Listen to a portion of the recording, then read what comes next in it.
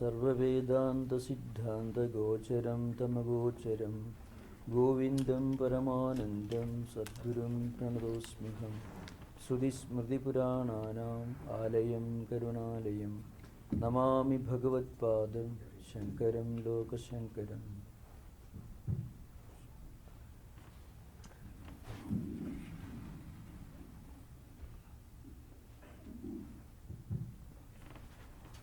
We are coming to the last of the 3 sessions on the Prakarana Grantha, that is Vivekachudamani. So as I mentioned at the very beginning, this text has got around 584 verses in the more popular version. There are 2-3 versions. And the central theme of this book is Jivatmaikyam, means Advaita Anubhuti, the experience of Advaita. So every text has got 4 components. It's called Anubandha Chadushtaya. Adhikari, Vishaya, Sambandha, Prayojana. These are the 4 components that constitute the fundamental aspects of any important spiritual text in Vedantic tradition. Adhikari means who is fit to study this particular text. For every effort, every endeavor, not only academic or educational activity, for every kind of work, every function, the person who is going to engage in that work should be fit, should be qualified, and he should have reached a stage of fitness. Is called adhikaritvam or adhikari. So who is an adhikari for taking up a study on Vedanta? So there are 2 perspectives in Vedantic tradition.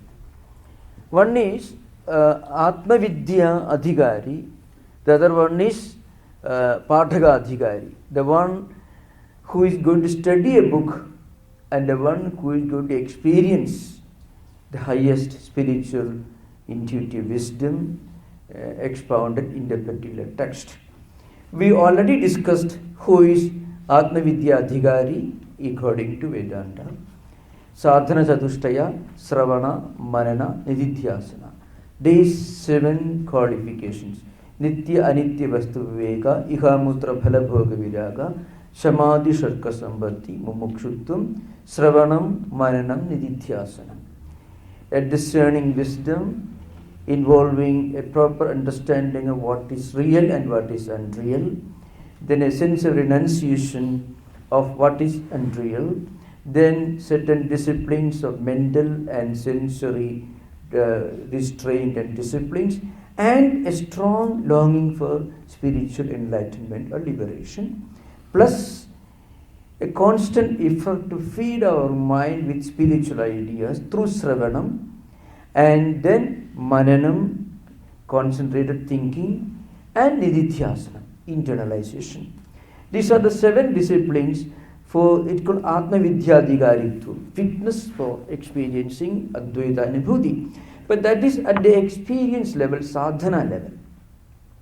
Now, even for taking up a study of a spiritual text, you need some degree of fitness. Otherwise, you won't be able to withstand, you won't be able to tolerate this mighty philosophical dogma. Appear to be so boring, absolutely no entertainment in this. There is no entertainment in studying a Vedantic text. So unless we have a strong longing for liberation and a strong desire for the highest reality, and unless our intellect is ready for studying Vedanta, you won't be able to remain with full attention. You won't get enough focus. You won't be able to withstand the onslaught of Vedanta, so to speak, unless we are ready for it. So, even to be able to enjoy and understand Vedanta text, you need some qualifications. And remember, Vedanta teachers are unanimous on one view, that is, if you can enjoy listening to Vedanta, you have already entered the royal highway. then you will reach the goal. If we can develop a tendency to enjoy spiritual ideas, I mean, even at the intellectual level, leave alone disciplines, meditation, prayer, and everything. Even intellectually, if one can intellectually enjoy, that's not a whole picture, that's only beginning. Then, in course of time, slowly our mind, our samskaras will be refined and we will be able to really practice sadhana chatushtayam and sravana manana nidithyasana. So, adhikaritvam is the first. Second point is Vishaya. So, Vishaya is the subject, the topic discussed in Vedantic text. That is the Atma Vidya, Paravidya. This is the Vishaya, the topic. And the Sambandha means the connection, the relationship, the mutual relationship between this text and the subject matter. That is Sambandha. Prayojana is the ultimate spiritual benefit. Now, these four components should agree on one single purpose. So the purpose of study of Vivekachudamani is to develop and eventually to experience Atmanubhuti. So this is one important point, remember. Now, at some point, Shankaracharya makes a very interesting statement, and it is also some kind of a warning for all spiritual seekers. It comes in the 116th verse of the text. The verse is Prajnavanapi Panditopi Chadiropi Atyanta Sukshma Tadruk Valid Tamasa Naveti Bahuda Sambodhidopi Sudam Bhranti Aropitameva Sadhu Kalayedi Alambadi Tad Gunan Hanta Aso Prabala Dhirinda Tamasa Shaktir Mahati Avurti. Here the great teacher Acharya says Prajnavanapi. So a person of tremendous intellectual powers, highly developed intellect, very brilliant person, and then Panditopi Chadiropi Atyanta Sukshmartha Druk. He's a Pandita, he's a learned scholar and very intelligent, practical intelligence, and Atyanta Sukshmartha Druk, one who can see, who is a drashta of Atyanta Sukshmartha. Even the subtlest meaning of scriptural statements he may intellectually understand. That's the meaning. It's a warning that actually. And then Vyalidas Tamasa Naveti Bahuda Sambodhidopi Spudam. He may again and again be taught these great truths. And still Bhranti Aropitameva Sadhu Kalayati. Still he is under this power of superimposition.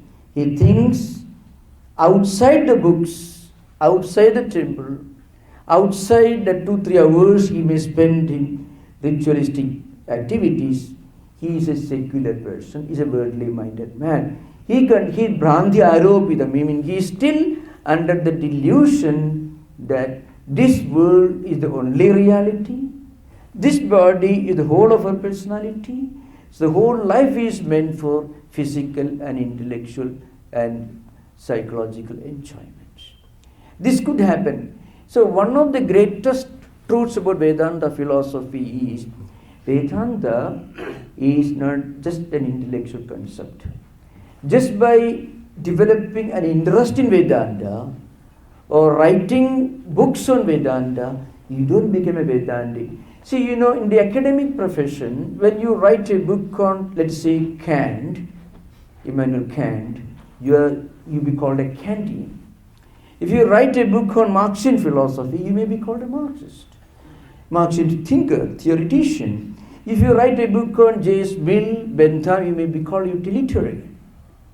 But by writing a book on Vedanta, you don't become a Vedantic.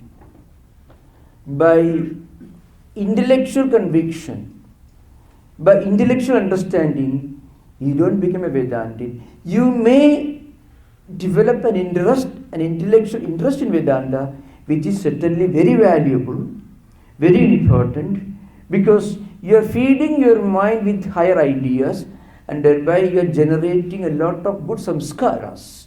But That is not the whole picture in Vedanta.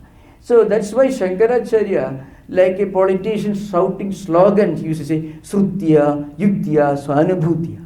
He says, Shruti, you listen to Shruti, Vedanta's textbooks, and then you use your own intelligence, and then Swanubhutya, you come to your own experience.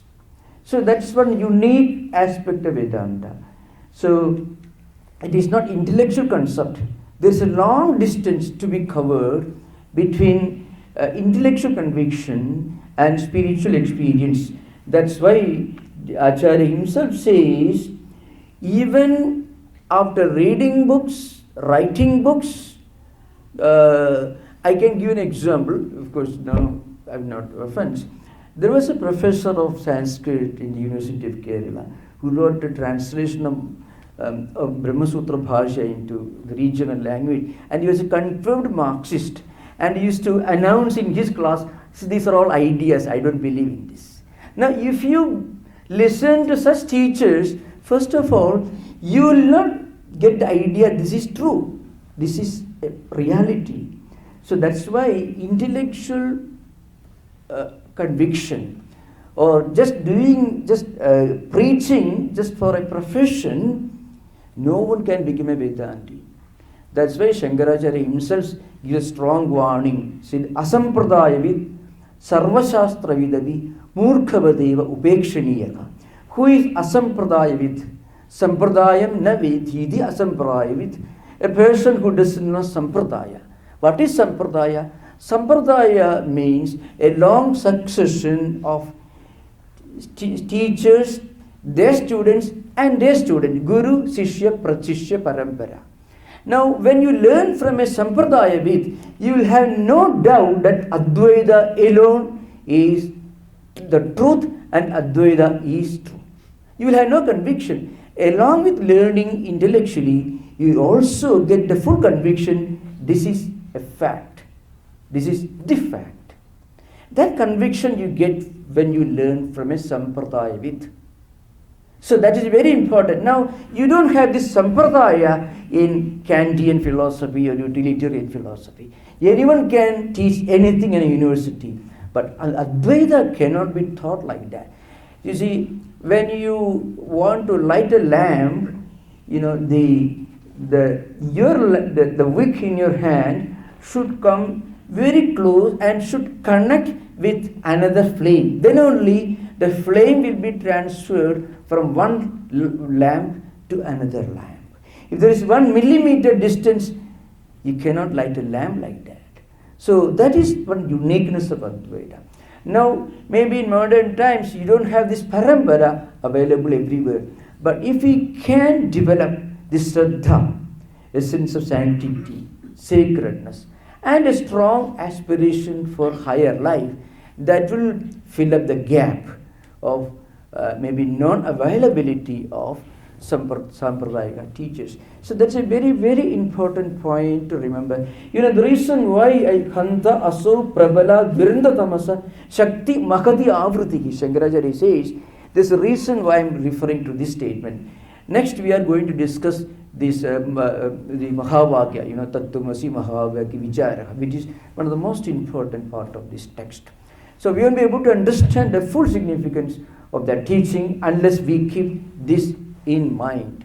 So long as our mind is covered with ignorance, that is Avarana Shakti of Maya, there will be Vikshepa. So long as the truth is not revealed, false projections are inevitable. That's why the Bhashyakara says that unless we develop these qualities to be real Adhikari for Vedanta studies, Adhikaritva doesn't mean that we should go back and live in Vedic times, not at all. What it means is certain fundamental qualities like sense of sanctity, sacredness, which we call in Sanskrit Shraddha, Astikya Buddhi. Shankaracharya's own expanded descriptions of Shraddha is a sense of sanctity, sacredness. You can develop it, if possible, by meditation, or maybe by prayer, or by bhajans, or do japa, Or if your mind is not willing to do that, go and clean the temple, do some kind of physical engagement, some work, because that will gradually take us to the highest level of fitness of Vedanta. So that is very, very important. So in order to be convinced that Advaita is not just a utopian concept, but it is a fact, it is the fact, we need our mind to be ready to approach the subject with a sense of sanctity and sacredness. That's very, very, very important. Now we will come to the important subject, that is Tattwamasi Mahavakya Vichara. Those of you who have the text, you can see 242nd verse of the book. This Tattwamasi Mahavakya Vichara. Now, about Mahavakya, I must give a brief introduction. Mahavakya in English could be translated as the great statements. There are 10 statements which may be called Upavakyas, which are meant for Upasana and different spiritual practices. But Mahavakyas in general are supposed to be 4 in number, each from one of the 4 Vedas. Rigveda is the most important because Rigveda Samhita contains many of the mantras from Atharva Veda, Samaveda, and also from Yajurveda. So Rigveda is the most voluminous, almost 1081 suttas, almost 11,000 rigs, it means rig mantra. So it is very huge. So Rigveda is represented by one Mahavakya. It is called Prajnanam Brahma. That is not the most important Mahavakya. We are not going to discuss that. So Prajnanam Brahma is from Aitareya Upanishad. It is from Rigveda. Ayamatma Brahma is from Andukya Upanishad. It is from Atharva Veda. Aham Brahmasmi is the Anubhuti Vaakya. It is from Brihadaranyaka Upanishad, from Shukla Yajurveda. And Tattwamasi is from Chandogya Upanishad. It is from Samaveda. So we are going to discuss Tattwamasi Mahavakya here. Tattwamasi is Anubhuti Vaakya. So that is the first instruction that is given to a student by a teacher. Now, for the highest spiritual devotees, Tattwamasi Mahavakya Upadesha itself will translate into real experience. There are 2 examples in history. One is Shankaracharya himself, the other is Sri Ramakrishna. In the Shankaracharya story, the story goes like that: when Govinda Bhagavad gave Upadesha, immediately it became a matter of experience to him. The second example is when Totapuri gave Upadesha to Sri Ramakrishna. Sri Ramakrishna immediately entered into Samadhi. Advaita became a matter of Anubhuti for him. This happens only to a small number of students, Adhikaris. That's called Sabda Aparokshvada. It's a particular school of interpreting the effect of Tattwamasi Mahavakya Upadesha. With that particular school is held by 2 schools of Advaita Vedanta which developed during the post-Shankarite times. It is called, Vivarana Prasthana and Vartika Prasthana. So Vivarana Prasthana is based upon this Panchapadika Vivarana, Panchapadika Vivarana Samuchaya, and there is a long line of teachers who wrote books on the Vivarana Prasthana. It means when an Upadesha is given, it immediately you feel it's a fact. The other view is called Prasankhyanavada. Vivarana, one is Sabda Aparokshvada, Vivarana Prasthana. The other is Prasankhyanavada. Prasankhyana means Dhyana Abhyasa. That means that is held by Vajaspati Misra, who wrote the Bhamadi Tiga on the Brahma Sutras. So, according to Vajaspati, when you get Upadesha, it doesn't become an experience to you. It is only Siddhanta for you. So you have to practice Lakshana Vaakya and Sakshatkara Vaakya, Siddhartha Bodhaka Vaakya. That means Prajnanam Brahma is Lakshana Vaakya, and Ayam Atma Brahma is Sakshatkara Vaakya, Siddhartha Bodhaka Vaakya.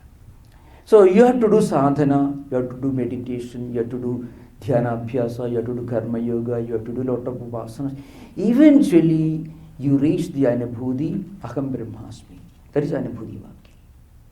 So from Tattwamasi to Aham Brahmasmi, there is some distance to be traveled. For the highest spiritual aspirants, Upadesha itself becomes immediate experience.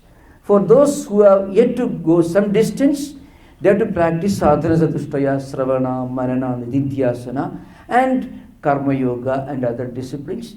Then slowly it becomes a matter of experience. It is called prasankyanavada. Now I can explain this very shortly. Those who have reached the highest degree of sadhana satushtaya already, for them, when they get this instruction from a teacher, it is not an idea. It is a state that they have already experienced, which the Guru is pointing out. Suppose you drive all the way from here to San Francisco every day, morning and evening. And if somebody tells you on the way to San Francisco there is a big building, immediately you will be able to relate it. Oh, that's a building you see every day. You don't need a long description of the building, because every day you are traveling, you are driving the distance. So like that, those who are highly evolved, who already reached a very high level of spiritual evolution, because Brahmagara Vritti is already reached, for them Tattwamasi immediately makes sense. Otherwise Tattwamasi does not make sense, because we are going to describe Tattwamasi Maha Vichara very soon. For those who have traveled only just a few times to San Francisco, and if you tell such people there is a building on the way, they may have to look at the Google, they may have to clarify with friends and acquaintances, what is that, where is that building? They may not be familiar. It is called dhyana abhyasa. For those who have not reached the highest degree of sadhana sadhushtaya, for them, they have to practice, they should listen to scriptures, they should focus on scriptural statements, they should do sravana, manana, nididhyasana, they should do karma yoga, they should do puja, they should do chamaga, namaga as much as possible, and one day this experience will be theirs. It comes automatically. So these are two different views. Now we will come to this, those of you have got a text, you can just look at 242nd verse. Tattum padabhyam abhidiyamanayohu brahmatmanohu shodhidayohu yaditham srutya tayos tattvamasidi samyik egattvameva pradibadide muhu. Next verse is Aikyam tayo lakshidayor navachiyohu nigadyade anyonya viruddha dharminohu khadyod bhanyohu iva rajavruttayohu kurbamburasyohu paramanumevohu. Now we have to, it requires some explanation. That is, when you analyze a Mahavakya in Vedanta, there are different ways of interpreting the meaning, and that's called that particular method is called a vritti. So there are three vrittis in Vedantic statements analysis, Mahavakya Vichara, or any Vakyartha Shastra. One is Abhidha, the other is Lakshana, the third one is Vyanjana. When you say something, the meaning may be obvious, and in some cases the meaning doesn't really make sense, and in some cases it may be just a figure of speech. There are many funny examples in the Vakyartha Shastra. To give an example, suppose a person's name is Sukumara, please don't mind, and now the Pratyaksha Vritti The obvious meaning is he is very wonderful looking. Suppose he is less than wonderful looking, but his grandmother may have given him Sukumara. Or a person who is maybe not very fair, and he may be called Gauranga. Anga is like golden color, may not be golden color. Or sometimes, so you mean there are certain words which have to be interpreted not literally. For the word Vishnu, Vyapnoti Vishnu, that's the meaning actually. But there are many things which are Vyapnoti, like air is all pervading. You don't call air Vishnu. Vishnu means only one Vishnu, Vyapnoti Vishnu. So, in some cases, literal meaning may not be applicable. In some cases, literal meaning may be applicable only in one context, limited context. So, there are different ways of interpreting Vaakyas in the Sanskrit hermeneutics. Hermeneutic means the science of interpreting scriptures. Originally started with Augustine, Aquinas, the Christian theologians, but in India we already had this hermeneutics right from 2nd millennium onwards. So Paniniya Siksha, Naradiya Siksha all deal with these subjects. So anyway, that's a different subject. Now coming to Tattwamasi Mahavakya, you should remember there are 3 types of interpreting. One is through Abhidha. Is not possible because Vachyartha means literal meaning doesn't make any sense. I shall try to explain. And Vyanjana Vritti also will not work. So Lakshana Vritti should be taken up. So Lakshyartha alone will make sense in this context. That's why Manantaro Virodhat Mukhyartha Abhirigrahe Jati Mukhya Avina Krudi Arthe Ya Vritti Saiva Lakshana Propta, what it means. So how do we interpret this Tattwamasi Mahavakya? In the Vivekachudamani text itself, before going further, I shall try to explain. Aikyam tayo lakshidayorna vachiyoho nigadyade anyone viruddha dharminoho khadyoda bhanoriva rajavruttayoho krubamburasyoho paramanamevoko. Now the point is Tat Tum. So Tat Shabda and Idam Shabda. So Tat Shabda, Tat Tum, that you are. That Vachyartha is Ishvara. And Vachyartha of Tvam is Jiva. Now who is Ishvara, who is God? Ishvara is Sagala Guna Kalyana Vallabha and Sagala Guna Kalyana Nidhi Ramanuja says, and Ishvara is Nigraha, Anugraha, Shaktiman. Like there are many ways of explaining Ishvara. And Ishvara has this power of Maya under his control. It is Maya Visishta.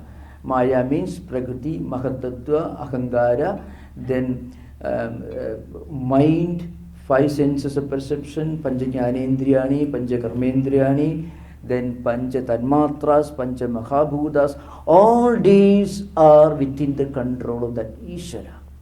So it is Maya Vishishta Chaitanya, that is Ishvara. And that Ishvara and Jiva, the ordinary person, a person who goes to Trader Joe's and buys food, who does his work, and who gets agitated, who is happy, who is unhappy, whose Panchajnanendriyas, Panchakarmendriyas, mind are always wavering, and who is endowed with the Puryashtakam we already explained earlier, and also whose mind is, intellect is always wavering, and who is endowed with Panchakoshas. Now, how can this Jiva be the same as Ishvara? So, Vachyartha, literal meaning, or Mukhyartha will be totally meaningless. So how do we explain this Tattwamasi? Tattwamasi Mahavakyam comes in the Chandogya Upanishad.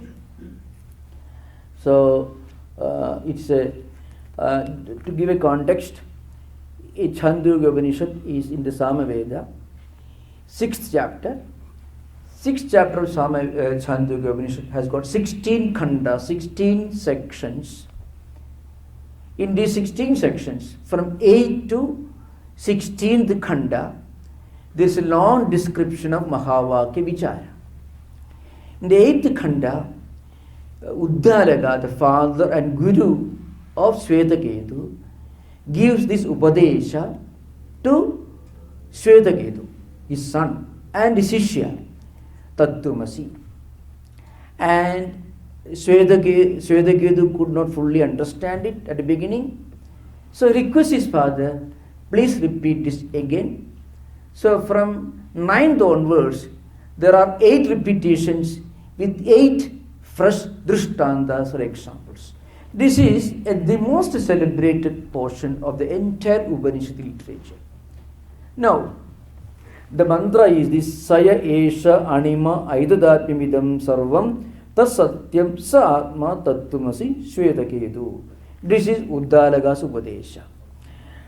Shvetaketu, this subtle, inexplicable truth, which is the essence of everything, Aidadatmimidam Sarvam, which is the essence, the Atma of everything. Tat Satyam, that is the truth. That is your Atman, that is you yourself. Now, Swetaketu in the Bhashya, Shankaracharya says, Swetaketu was totally perplexed. If somebody tells you are God, you'll be terribly perplexed. Very often, Advaita is terribly misunderstood very often. Advaita tells you are God. Is absolutely, totally ridiculous to put it that way. That's not what Advaita says. What Advaita says is, the essence of the divine reality, the divine spark, is within you. It's not that you are God. That divine reality is present in you, immanent in you as Antaryami. That's what Advaita says. Now, when Uddalaka gave this instruction, Swetaketu could not understand. So he requests for a repetition. He says, Bhuya eva ma Bhagavan Vijñāpayatu. He requests his father, Father, please repeat once more. Tell me once more. So, Uddalaka had to repeat 8 times. So, one statement, 8 repetitions. So, total there are 9 statements of Tattvamasi Mahavakya in Chandogya Upanishad. So, when I was explaining this in some convent, somebody, Swetaketu was deaf, he could not hear it. So that's why he had to repeat again. No, it is a great spiritual symbolism is there. When you listen to a statement, first you understand something. You practice some meditation or do some good work, satkarma. After some time, you read the same statement, you get a higher meaning. And you read again as you advance in your spiritual life. You advance and you come closer and closer to the essence of what you heard first and what you could not understand anything of. So, for the 9th time, Uddalaka said, Swetaketu understood. This is the history of Tattvamasi Mahavakya. Now, in this Tattvamasi Mahavakya, here, the Vachyartha, literal meaning of Tat is Ishvara. And Ishvara is Ubadhi. Ubadhi is what is Ishvara's Ubadhi? Ishvara is Srishti Sthiti Samhara, and this Maya, this whole creation, the universe is caused by Maya, and that Maya itself is within the control of Ishvara. That Ishvara and Jiva, the Sharira, Mana, Buddhi, Chitta, Ahankara, Panchajnanendriyas, Panchakarmendriyas, and then Avasthatraya, plus Panchakosha. All these are different components, Ubadhis of Jiva. How can this Jiva be the same as Ishvara? So that's why the text tells you, Aikyam tayo lekshitayo navachayoho. Because there's a difference between Jiva and Ishvara, like the difference between sun and glowworm. and the difference between king and his servant, the difference between ocean and a well or a small pond, and the Meru Parvata and the little small ant hill. Now, these are all Viruddha Dharmas. So it doesn't make any sense if you say Tattwamasi. But it makes sense. How? Through Lakshanavritti. So when you take Lakshanavritti, what happens? You remove all Ubadhis. You just look at the reality without Ubadhis, called Soyam Devadatta. There are many ways, examples. A man's name is Devadatta. Saha Ayam Devadatta. Saha Ayam Brahmana. That Devadatta, whom I saw maybe 10 years back or yesterday or maybe 15 years back, it is the same Devadatta who is standing in front of me. How can the Devadatta whom I saw 15 years back stand in front of me? But it is a fact. It is the same person. How do you understand it? So you have to remove all the Ubadhis. Kala Ubadhi is the Desha Ubadhi is the, you saw him 15 years back and you saw him in another place. So all these limiting adjuncts and Ubadhis are completely left behind, and you focus on Devadatta, then man, person only, then you understand the same person is standing in front of us. Similarly, the Ubadhis of Ishvara, when they are left behind, then that Ishvara is Paramatma Chaitanya. Ubadhis of Jiva, these Panchajnanendriyas, Panchakarmendriyas, Panchakoshas, Puriyastakam, all these are left behind. Then the divine reality present in you is the same reality that is present in Brahman. So this is a very important point to understand. Very often there is a gross misunderstanding. People make fun of Advaita. Advaita tells you are God. It's absolutely ridiculous. That's not what Advaita tells you.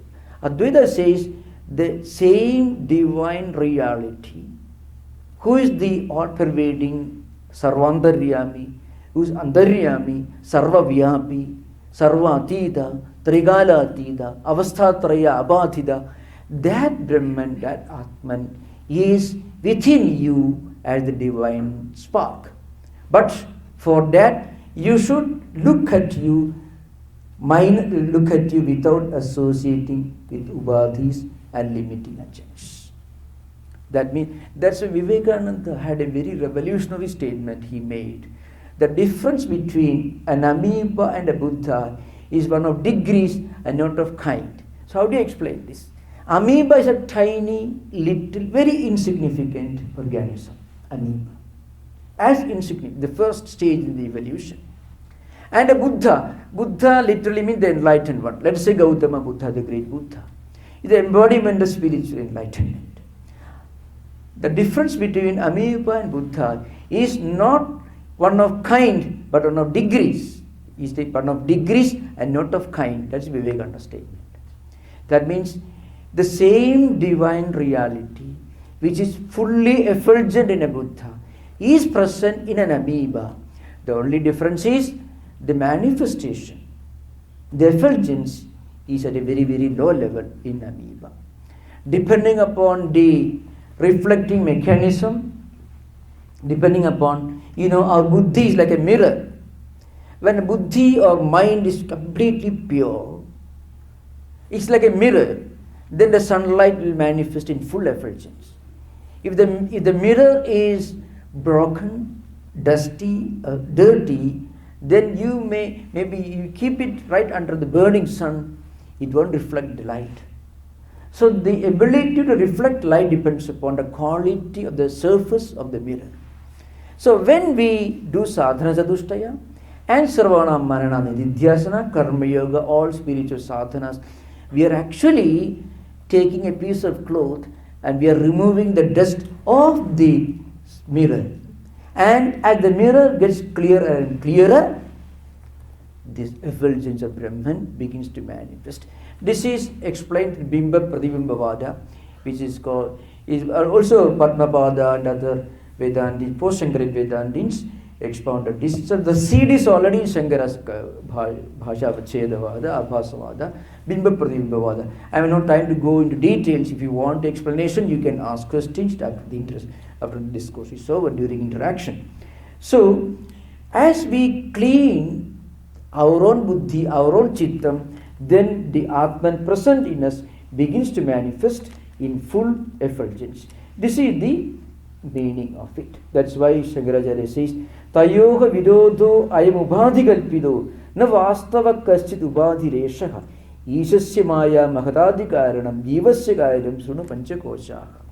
Jiva's ubhadhi is panchakosha, avasthatraya, puryashtaka, and so on. And Ishvara's ubhadhi is Maya. So remember, the whole creation according to Sankhya philosophy, which is accepted in Vedanta, which is called Samana Siddhanta, is this: from Prakriti, Mahatutvam, from Mahatutvam, Ahankara, Mahatutvam Buddhi, and Mahatutvam are equated. From Ahankara has got three divisions: Sattvika Ahankara, from which mind comes, the Rajasika Ahankara, from which Jnanendriyas and Panchakarmendriyas come, and from Tamasika Ahankara, from which Panchatanmatras come. From Panchatanmatras, the whole universe, Pancha Mahabhutas evolved. So all these are different aspects through which Brahman manifests. Then you call it Ishvara. You remove all these ubhadhis, then Brahman or Atman, the same. That Brahman, the same, which is the Antaryami within you, that is what Uddalaka tells Swetaketu. So that is the statement that you find here. Saya esha anima aidadharmimidam sarvam tat satyam sa atma tattvamasi Swetaketu. So this is one of the greatest important topics discussed in this text. Now we will discuss another very, very important topic. Why do we often fail to remember this? This is the next important. Why do we often forget this fact? I already mentioned this earlier, that it is not a concept, it is not an idea, it is not a dogma, it is not a doctrine. As a dogma, as an ideal, as a concept, it is very good, because that's the beginning of our spiritual life. So Shankaracharya himself says, all the Upanishads, all the scriptural granthas, all shastras cannot reveal you the truth. But they can remove the obstacles that stand in your way of understanding the truth. So that's why Shastram tu ajnana nivartakam na jnana pravartakam. This is a great statement in the Mandukya Bhashya, Karika Bhashya. Shastram tu ajnana nivartakam. What is the role of light? The light, its role is limited to removing darkness. And when darkness is removed, whatever is on the floor will be revealed. They are self-revealed. You don't need anything else. So the light doesn't produce anything. The light's role is limited to driving away darkness. So Shastra is like Vidya. Its role is limited to removing avidya. So after avidya is gone, after darkness is gone, what is left out is the truth. That's why Shastram tu ajnana nivartakam. It removes ajnana, not jnana pravartakam. Jnana is not created by somebody or something. Jnana is not revealed by anybody. Jnana is self-revealed. You don't need another light to reveal a light. It's already burning in front of you. You don't need it. In fact, that is one of the uniqueness of Vedanta. Vedanta is not dependent upon a book. In fact, there is only one spiritual philosophy in the whole world which tells you that the truth is not dependent upon a book. Another philosophy, that is Buddhism. But Buddhism is, in a way, Buddhist doctrine is only an approach to Vedanta from the opposite angle. That's why, Madhyamika Karika is the Bible of Shunyavada. So, Desatye Samuvaditya Buddhanam Desha Sevana Loka Samvruddhi Satyamcha Paramarthadaha. This is from Nagarjuna's Madhyamika Karika. Desatye Samuvaditya Buddhanam Loka Sevana means the teaching of Buddhas based on this Loka Samvruddhi Satyamcha, the relative empirical reality, and when you transcend empirical reality, then you reach the absolute reality, and that absolute reality is Shunya, and by the word Shunya, Nagarjuna, or the original Buddhist philosophy, did not mean nothingness. So the translation of Shunya into the English word nothingness is absolutely a departure, a deviation, an insult to the original Shunyavada. Because Nagarjuna did not mean by the word Shunya what we mean by the word nothingness in English language. In English language, nothing means zero. What means nothing that can be predicated, that can be described, that can be explained, that can be defined. So the non-definability, indescribability, inexplicability means it can be explained. All these qualifications that we normally talk in the context of Advaita, Nagarjuna already uses in the Madhyamika Karya. Nagarjuna lived 6th century AD, Shankara lived 8th century. You have to remember 200 years of difference. So that's why now here, why this problem? So there is a verse 323. Na pramadat anarthaha anyo jnanina swaswarupataha tato mohas tato aham dhihi tato bandhas tato vyatha vishayabhimukham drishtva vidvamsam abhivismriti vikshayavedi dhidosaihi yosha jaramiva priyam. So the verse tells you there is no problem for spiritual seekers except pramada. And what is pramada? Pramada is Atma Vismriti. It will be explained in the next verse. Pramada. Very often we read books, but sometimes we may forget that truth. And within that time, a lot of problems will start. You heard of the story of Jadabharata. Jadabharata Mahabhagavata story is there. He was a great king and emperor. He left his kingdom. He left his palace, according to the old Vedic dharma, according to Manu the great Vedic rishi.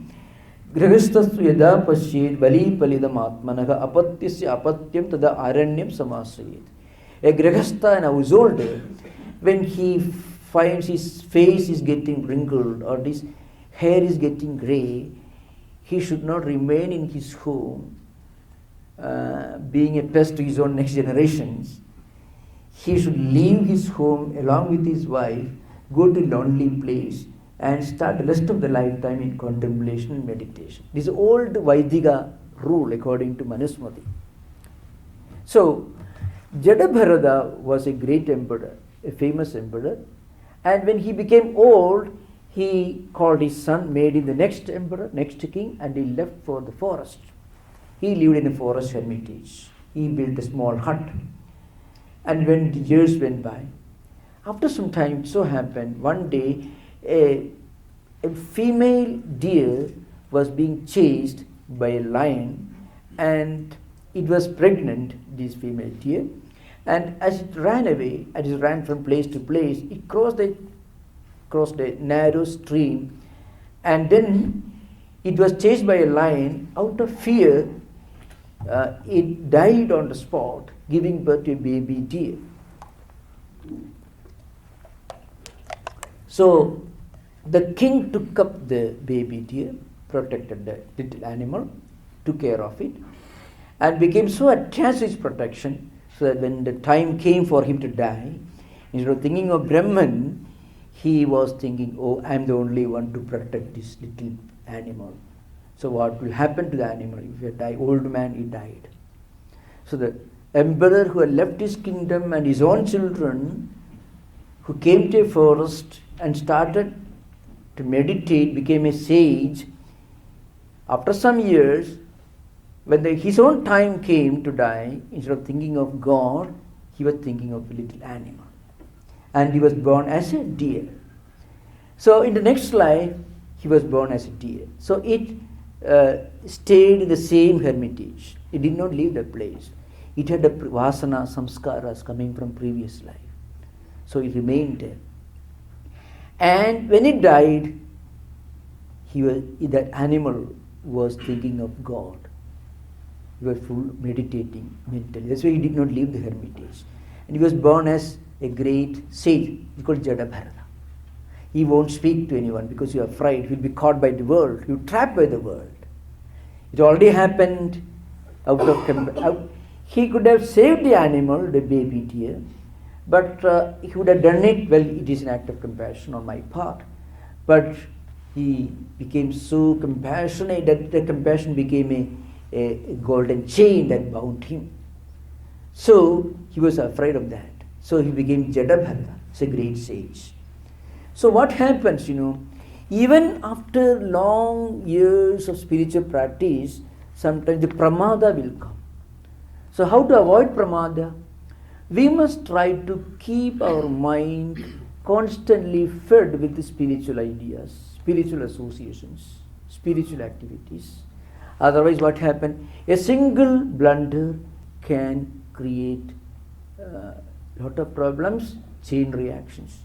That's what next verse tells you. Dakshachudam ched yadi chittameshan bahirmukham sannipadet tatastataha pramadada prachuda keli kantukaka sopana pagto padido yathadatha. Sopana pankti means steps of a ladder.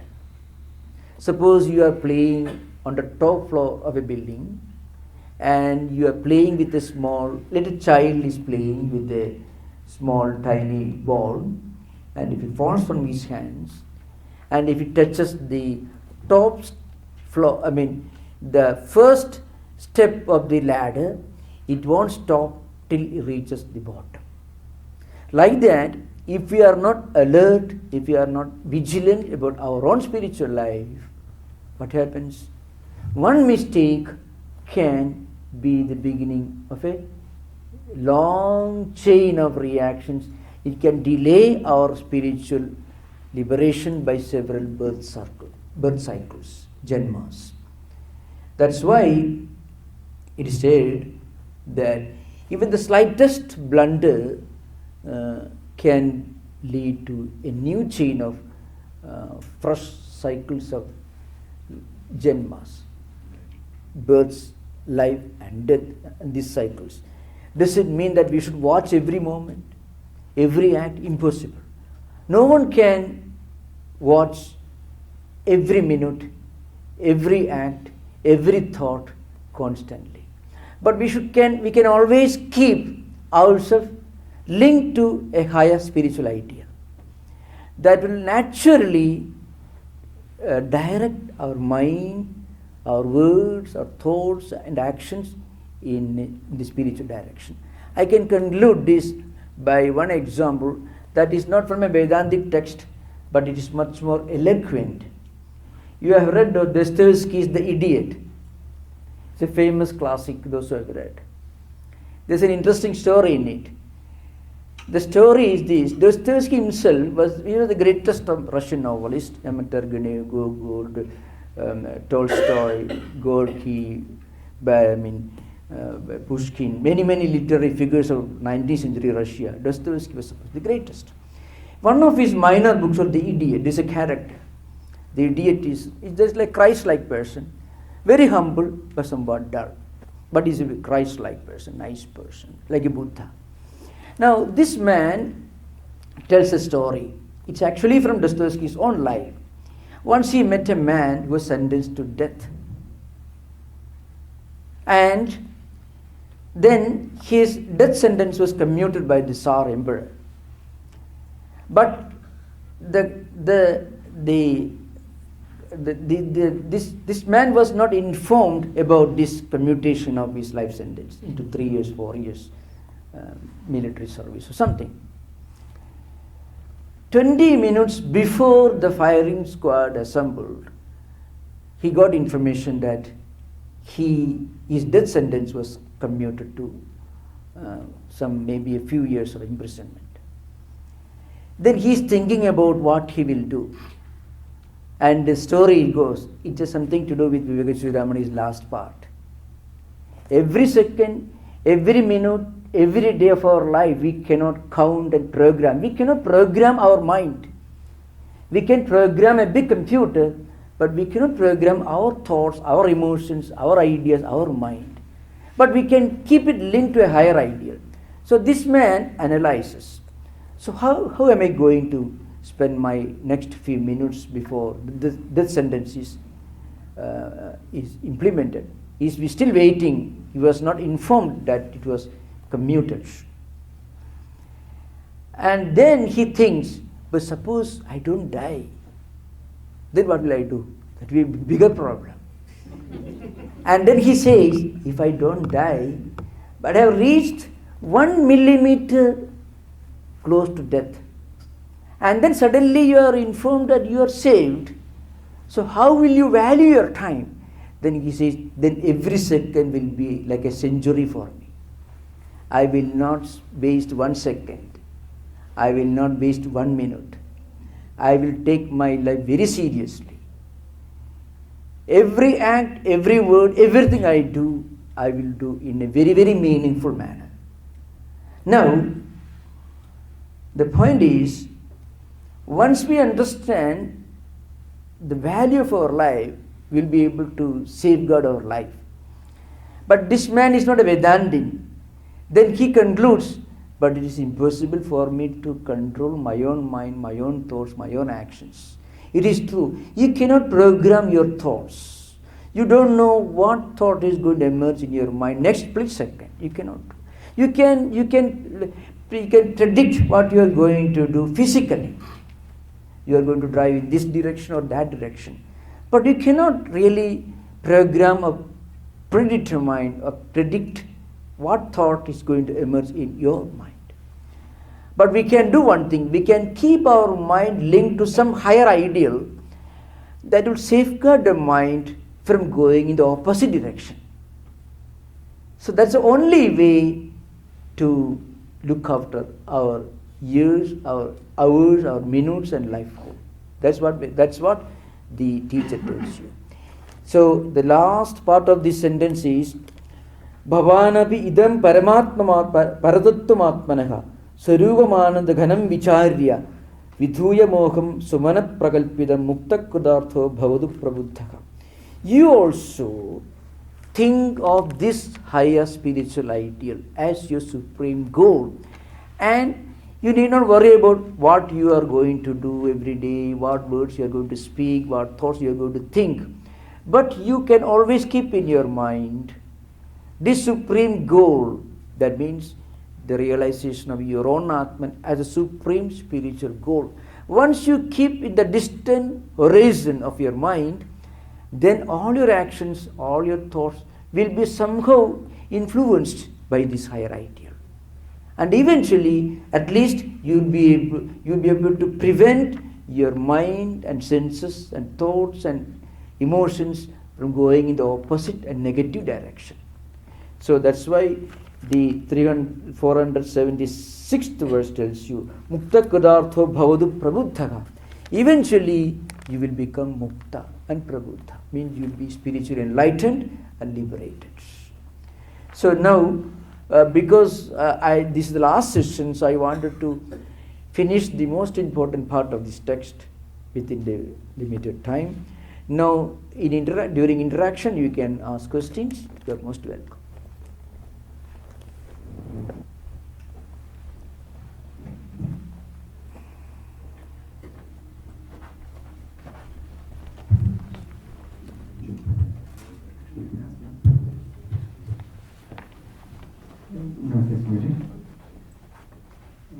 This is a very common question that I have. It is very easy for devotees to pray or Krishna or Shiva and get that devotional feeling and experience. Could you repeat once more? It's very easy for devotees to pray Krishna or Shiva and experience the devotion. Yeah. Versus the eternal spark in each and every living being. Is this system of bhakti anyway inferior to this Vedanta school, or how is it? Not at all inferior. In the Bhagavata Purana, is highly Advaitic. Bhagavata Purana begins Jadmadhyasyatah, it's a Brahma Sutra, second Brahma Sutra, and it ends with Satyam Param Dhimahi. That is how Bhagavata Purana ends. So Bhagavata Purana itself is highly Advaitic.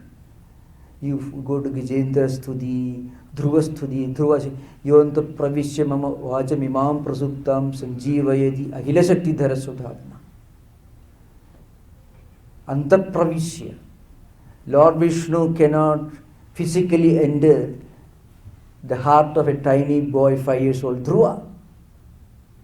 So that Vishnu, as the all-pervading divine reality, is Sanjeevayati. He is sitting in my heart, activating my mind, activating my words, activating my energy. That's how Dhruva Stuti comes. So Bhagavata Purana, which is the most important textbook for Vaishnava philosophy, is highly Advaitic, in fact. So you find many of the stotras in the Bhagavata Purana ends with an Advaitic note, even Gajendra Moksha and all that. So, Aham Sarveshu Bhudeshu Bhudatmanam Kritalayam. That's how Aham Sarveshu Bhudeshu Bhudatmanam Kritalayam Archaye Dhanam Manabhyam Maitriya Abhinnena Chakshusha. This is Kapila Devakudi Samvada. Aham Sarveshu Bhudeshu Bhudatmanam Kritalayam. Kapila is another incarnation of Vishnu. Tells Devahudi's mother, Aham Sarveshu Bhudeshu Bhudatmanam Kritalayam. I have built my beautiful temple in the hearts of all living beings. And you worship those living beings. Dhanamanabhyam Maitriya Abhinnena Chakshusha. You serve the humanity by philanthropy, by respecting them, and also by showing friendship, and by adopting an attitude of non-difference. So we should remember those who are sincerely devoted to bhakti tradition, they will reach a stage of prapatti, which is natural, final culmination of bhakti. Prapatti means complete surrender. It's called sayujyam, So, salokyam, samipyam, sarupyam, sashti, sayujyam. Five stages are mentioned in Bhagavata Purana, 4 levels mentioned in the Ramanuja Bhakti tradition. The sayujyam is nothing but experiencing non-difference, total identity with your Ishta. So, Dhyeya, Dhyatra, Sambandha, Aikyam. So that is the natural culmination of bhakti of the highest type. In the 12th chapter of Bhagavad Gita, Lord Krishna gives 4 recommendations. It is even Bhakti Yoga, 12th. From 8th verse to 11th verse. 4 levels of spiritual evolution along the path of bhakti are mentioned. The highest bhakta is one who lives in God and in whose heart God lives. Mayeva mana adatsva mai buddhim nivesya nivasishyasi mayeva ada uddhamna samsya. This is the 8th verse of the 12th chapter. So who is a bhakta?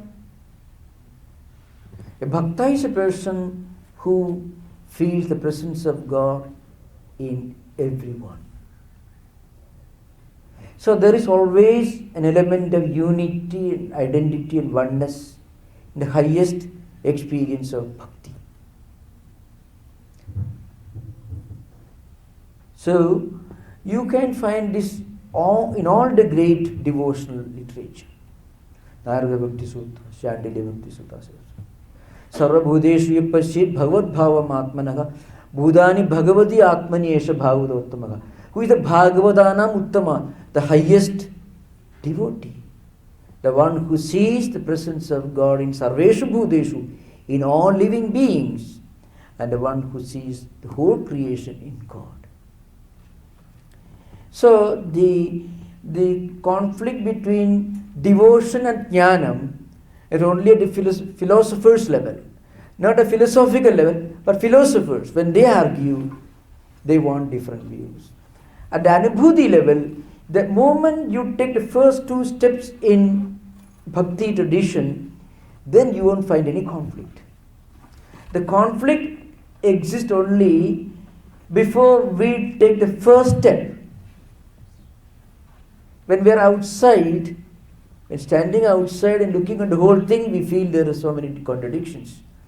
Once we take the first step, these contradictions disappear.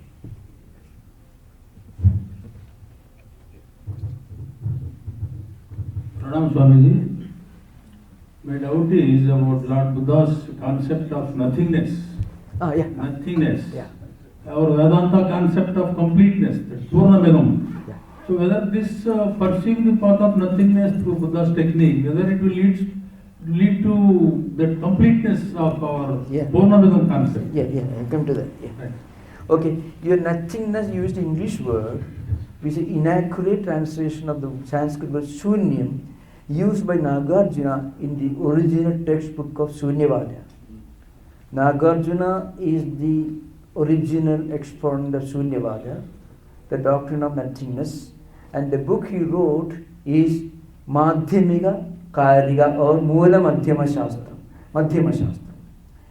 There he defines nothingness. What is nothingness? What he implies is you cannot define the absolute reality as this or that. Shunyam is not nothingness. I shall try to explain this in the light of a quotation from Chandrakirti's commentary on Madhyamika Karika. Chandrakirti was the one who wrote a commentary on Madhyamika Karika. So he explains Shunyam, the non-definability, the indescribability, the inexplicability of Shunyam. So he says, to call Shunyam as Shunyam is wrong. That's what Chandrakirti says.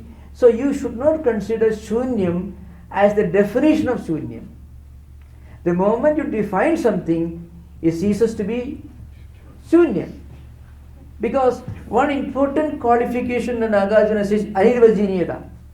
Anirvachiniyata, the Ekam, Advitiyam, Anirvachiniyam, all these terms are used by Nagarjuna in his own exposition of Shunyam. So Chandrakirti gives the example from Ayurveda. Buddhists were the great Ayurvedic scholars. The Buddhists were great grammarians. Rupavadara was written by a Buddhist scholar, and in fact, many of the Ayurvedic teachers were Buddhists. So he gives an example. He says, suppose you have a stomach problem and you eat a root, something you eat, a fruit or something you eat, to get rid of the stomach problem. Then he says, eventually you have to remove that root also. That also has to be removed. The root you eat, you swallow, to remove the foreign bodies accumulated in your stomach. This is Ayurvedic science. I am not an Ayurvedic physician, unfortunately. Then he says, but eventually you have to remove that also. Otherwise it will create problem. Like that, Chandrakirti says, Shunyam is actually not Shunyam. Shunyam is not a definition of the absolute reality. It only implies the non-definability. So Brahman is the name of Vedantic reality. It's totally wrong. Brahman is a name of it. You cannot define the reality as Brahman, Atman or anything. It is only a word you use. So every word, every attempt to define is only approximation. Aham Brahmasmi, Tattwamasi, these Mahavakyas do not denote the anubhuti behind Aham Brahmasmi. Aham Brahmasmi Mahavakya is only an approximation, a penultimate state of Aham Brahmasmi Anubhuti. That is very clearly shown at the end of Shankaracharya's commentary on the Chatussutri, Brahma Sutra Chatussutri. That's how it ends. Like that, Nagarjuna says, Shunyam is not to be defined or understood as Shunyam. Because if you define it, then it will cease to be non-definable. Anidvachariyata is an important characteristic of Shunya. Why do you call it Shunya? To say Shunya is only approximation. That's why Dve Satyam Samupasritya Buddhanam Desha Sevana Loka Samvrti Satyam cha Paramarthadaha. The Paramartha Satyam is mentioned as Shunyam. Loka Samvrti Satyam is like a Vyavaharika Sattva Advaitic. This is from Madhyamika Karya.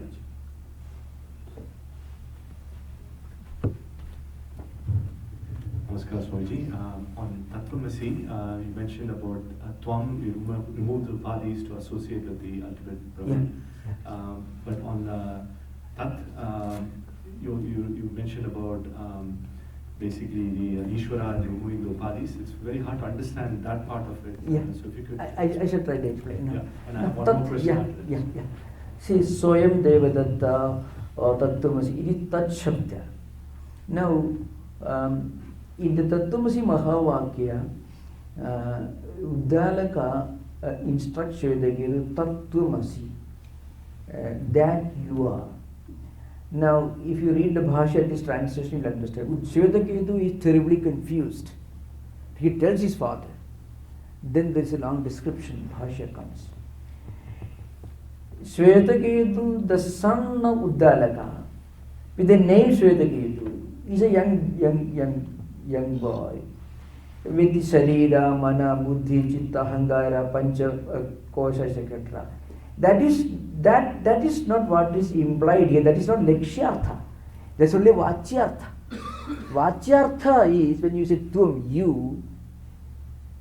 Vachyartha is Abhidha, means the Mukhyartha, the literal meaning. Literal meaning is you. Shvedaketu, the young man standing in front of you. You are that Tat. That Tat is Ishvara. So that's the literal meaning. There is an inherent contradiction in the literal meaning. Because Ishvara is Mayobadhi Sahita. And the Jiva is endowed with all these Panchakosas, etc. There is an inherent contradiction. So that's why Mana, there is that the Pramana itself is mutually contradictory. How to make a meaning out of it. You remove the Ubadhis of both. The Ubadhis of Ishvara is, Maya Ubadhi, Maya is Ubadhi, and Srishti, Sthiti, Samkhara, all these Ubadhis. If you remove that Ubadhis, then that Ishvara is the all-pervading or transcendental Atman, one impersonal reality. Because the moment you remove Kartrutva and Bhogtrutva from Ishvara, then that Ishvara is not the one who creates this world. That Ishvara is one impersonal, transcendental, spiritual truth. When that Ishvara is wrongly endowed with, associated with Loka Srishti Kartrutva, Samkritatva, or all this Maya, Upadhi, etc., then only consider him Brahma, Vishnu, Maheshwara, etc. That's why all stutis in the Bhagavata Purana you find, many of them at least, begin with, oh, I pray to you. Then eventually, oh, you are the one who is all pervading everywhere. How can Vishnu, Saguna, Sagara, Savisesha be present everywhere? So you remove the Ubadhis, then what is left out is Brahman, the all-pervading, Sarvabhyapi real. And what is Tvam? Tvam, what is Ubadhi? Panchakosha. Comes and goes. And what Puryashtaya? That is also empirical, comes and goes. And the Avasthatraya, that is also comes and goes. You remove all upadhis, what is left out? That Atman, that is reflecting, manifesting in that Sharira Upadhi. Clear? Yeah. So another example, I shall try to explain this with one more example. This is often explained in the light of three approaches. One is Avachedavada, Abhasavada, Bimba Pradibimbavada. Avacheda means Antapravesha. Ghadakasha. See, Ghadakasha is like like Swetaketu, the Jiva. Mahakasha is all-pervading space. So that pot, the Ghada, the pot, that Nama and Rupa of the pot, it corresponds to Buddhi, Mana, Chitta, Ahankara, etc. Which comes and goes. If you dissociate, then Ghadakasha and Mahakasha, see? Screen? Just one, quickly, we'll have the last two questions. Just a clarification that you mentioned about, we forget about this association, and I just want to clarify that it's because of us involving in non-spiritual activities that we forget. The more we associate with spiritual activities, you would remember this. Just want to clarify if that's the case. Yeah. You know, in fact, once we keep this Vedantic truth in our mind, then even when we are engaged in our activities, obligations and responsibilities, we will be able to observe ourselves, our own mind, our own actions, our own life, as you are watching a drama taking place on a stage, really. But that's the only difference between a Jivan Mukta and a Baddha Jiva, so to speak. A Jivan Mukta also works in the world. This book was written by a Jivan Mukta, by Shankaracharya. So why did he write all this? Why did he go about traveling, building temples, all these, writing devotional poetry? All the pujas you do, Ushashima, Gadamangal, is a Chadushashti Upajara Puja Stotram. You only 16 upajaras, 18 upajaras, Dasha upajaras. The puja mantra also, puja also gives creation. So why did you do that? So the point is, for a Jivan Mukta, he is not bound by duties, but he is not bound by absence of duty either. It is not a condition for him. So even if you at least intellectually keep in mind that this is my true nature, I have this transcendental dimension to my personality, then you will be able to resort to it in times of difficulties. Because everything that happens in my life, in my office, in my factory, when I fight with my colleagues, when I look for a job, when I lose my job, when I get a new job, all this happen at empirical level, it comes and goes. Which is subject to change, which is wavering, which is changeable. Then you won't be shocked when it happens. Not that you'll be inactive, you'll be working hard, but you won't be shocked. You take it in your stride. So that is the difference between Jivan Mukta and others. Jivan Mukta never remains quiet, he doesn't retire. He actually, most of the greatest works in India were done by Jivan Muktas. Vivekananda founded the Ramakrishna Mission already after he realized this truth under the direction of Sri Ramakrishna. Then only he traveled around this world. He could have remained under a tree. He wanted actually. Sri Ramakrishna didn't allow him. So all the greatest spiritual activities in Indian spiritual tradition were done by Jivan Muktas. We remember their activities. We don't always remember contributions of those who did with great passion and entanglement. So, okay, thank you. We'll conclude, Maharaj. Yeah. We'll conclude. I'm still. Om Shanti Shanti Shanti Harihi Om Tat Sat Sri Ramakrishna Arpanamastu.